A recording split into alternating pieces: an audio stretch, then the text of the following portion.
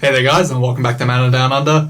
For this Commander deck idea video, we're going to do a bit of a Halloween theme and we're going to look at the Reaper King. Now, like all Commander deck ideas, I'm just going to suggest cards or combos or things you might want to know about the deck. No hardcore deck lists here, but I will put anything I mentioned down below. So Reaper King, 5 mana, but each colour could be hybrid for 2. Very unique casting cost, you don't see that in Magic very often. He also has the ability to buff all your other Scarecrows by +1/+1.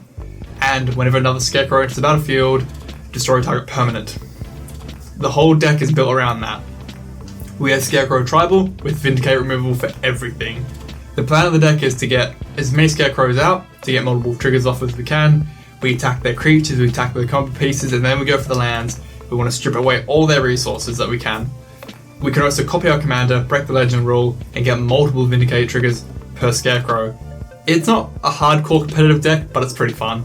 And it's very unique, you don't see Reaper King decks out there very often. So first card to think of when I see his Vindicate ability, Panharmonicon.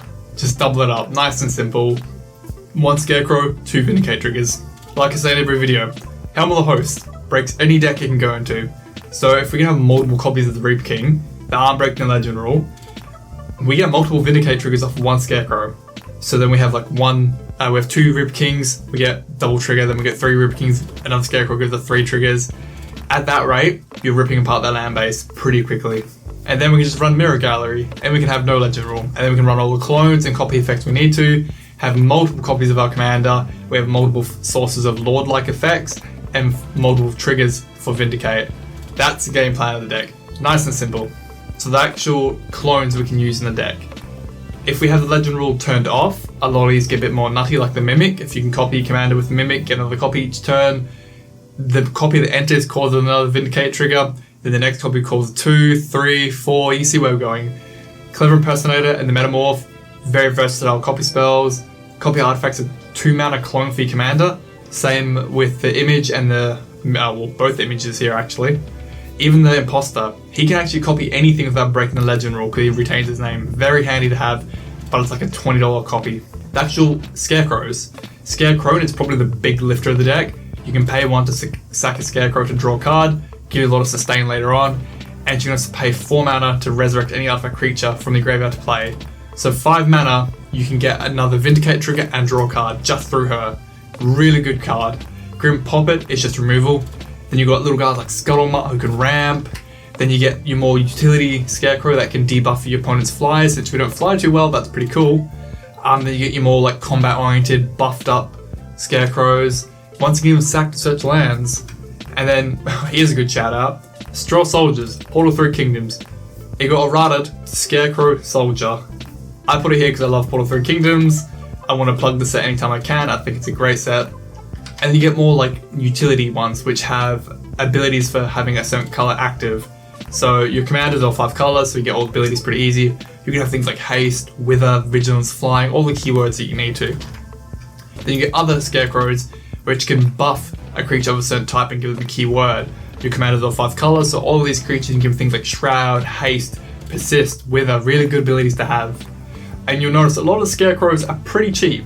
There's a couple like 5-6 mana ones, and most of them sit at 2 and 3 mana, it's pretty common. So that works later on in the deck. We can cut their costs down really cheap, and sometimes you get to cast them for free. If you get Vindicate triggers for free through your commander, you're living the dream. Now, there's not that many Scarecrows in Magic, and let alone that many good Scarecrows in Magic, so you could run effects like Conspiracy, Arcane Adaptation, and Xenograft to turn every creature that you own into a Scarecrow. But the way I feel the deck is, there's enough Scarecrows with copy-like effects and Changelings that maybe run 1 or 2 of these, maybe Conspiracy and Arcane Adaptation would be enough. Just even 1 maybe. That's what I'm trying to toss up right now in my deck. And like I said just then, the Changelings, they get every creature type at the same time, so they work really well in the deck. A few of them are a bit just janky, but I feel these ones here work pretty well in the deck. Colossus is just a big beater and it's pro black and it can double its own power and toughness. It can win games on its own, and pro black can come in handy.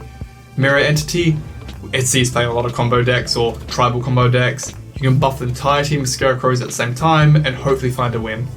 Shapesharer is really good in the deck because it can copy a target creature later on. So when we have the legend rule turned off for our commander, we can have 2 versions of commander ready to go. And then I chose things like Mothdust and Avian Changeling, which are just cheap flyers that will get us our Vindicate triggers online. Now that's your support of the deck.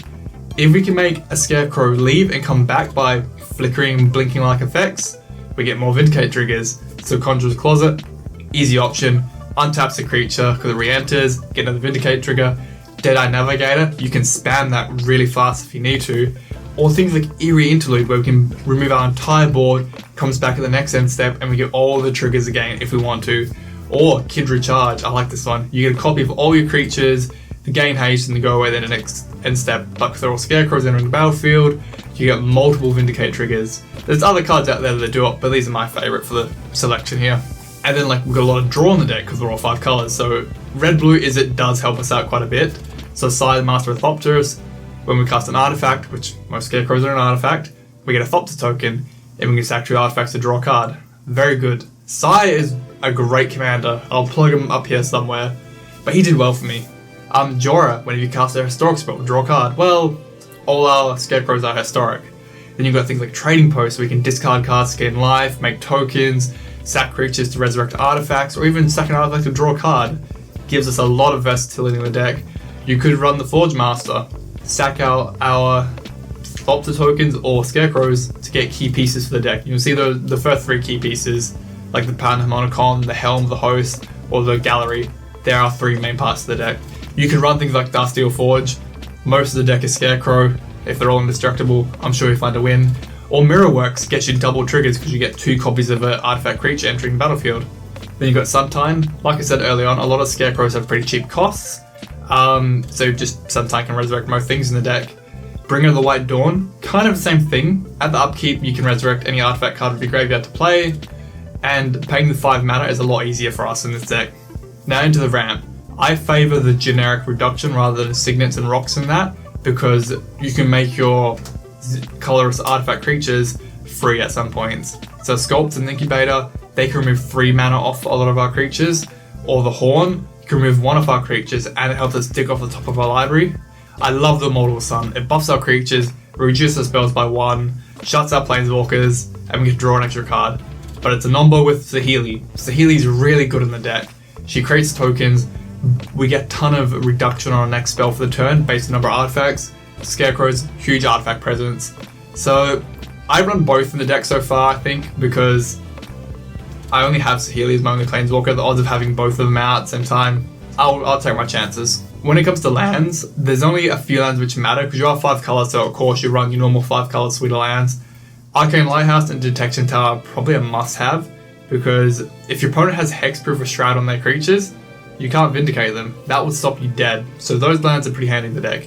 Inventor's Fair is a 2 spell built into a land, and it can get us a little bit of life.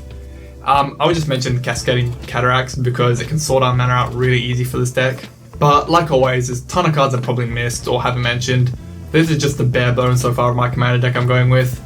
Run your signets. I went with all the signets that have blue in them because I feel like I was leaning quite heavily into blue because of blue's artifact support. Chromatic Lantern's a must-have. Run a lot of good tutors to get your key pieces out, and because again, you're 5 color, you can have everything you want. Enlightened Tutor and Reshape are great options. Fabricate's a really cheap artifact tutor. Or Mechanized Production can get really fun on the deck because you can keep pushing out tokens of a certain Scarecrow, get more Vindicate triggers, you might find a weird win in it if you need to. And then, because you are 5 colors, you have all the removal you could ever want and control. So take what you normally take in your play group. I love the Reaper King. I think it's a great deck. Not too hard competitive, but it's really fun to play. Let me know your thoughts about the deck down below. How would you like to build it? What have you included, or what recommendations would you have? Alright guys, see yas. Have a good one. Thanks for watching guys. Please remember to like and sub and click the bell icon for notifications. It's greatly appreciated. And if you have any deck or video ideas, just suggest them down below. And have a good one guys.